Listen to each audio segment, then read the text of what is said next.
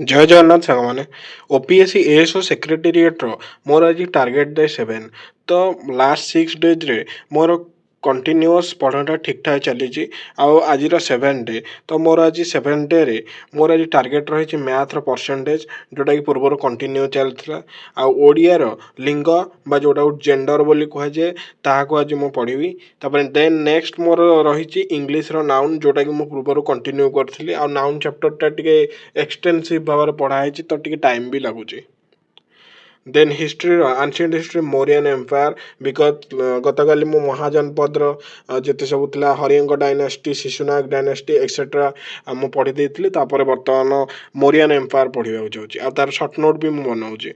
ଦେନ୍ ଜୋଗ୍ରାଫିର Indian river system, Indian physiography finally complete ହେଲା ପରେ ଇଣ୍ଡିଆନ୍ ରିଭର ସିଷ୍ଟମ୍କୁ ମୁଁ ନେକ୍ସଟ ଚାପ୍ଟରକୁ ଯାଇଛି।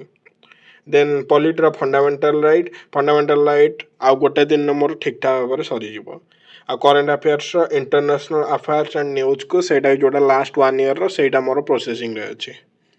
ଆଉ ଯଦି ଗାଇଜ୍ ଆପଣମାନେ ଚାହୁଁଛନ୍ତି ଯେ ମୁଁ କେମିତି ସର୍ଟ ନୋଟ୍ ବନାଯାଏ ଆଉ ମୋ ସର୍ଟ ନୋଟ୍କୁ ମୁଁ ଆପଣମାନଙ୍କ ସହିତ ସେୟାର କରିବି, ଦେନ୍ ପ୍ଲିଜ୍ କମେଣ୍ଟ ମି। ଆଉ କମେଣ୍ଟରେ ପ୍ଲିଜ୍ କହିଦେବେ ଯେ ମୁଁ କେଉଁ ଟପିକ୍ର ସ୍ପେସିଆଲି ସର୍ଟ ନୋଟ୍ଟା ଆପଣମାନଙ୍କ ସହିତ ସେୟାର କରିବି। ଆଉ ସ୍ପେସିଆଲି ମୁଁ ଜିଏସ୍ର ହିଁ ଯାହା ବି ସର୍ଟ ନୋଟ୍ ଆପଣଙ୍କ ସହିତ ସେୟାର କରିବି ସେଇଟା କହିଦେବେ। Finally thank you very much. जय हिंद, जय भारत।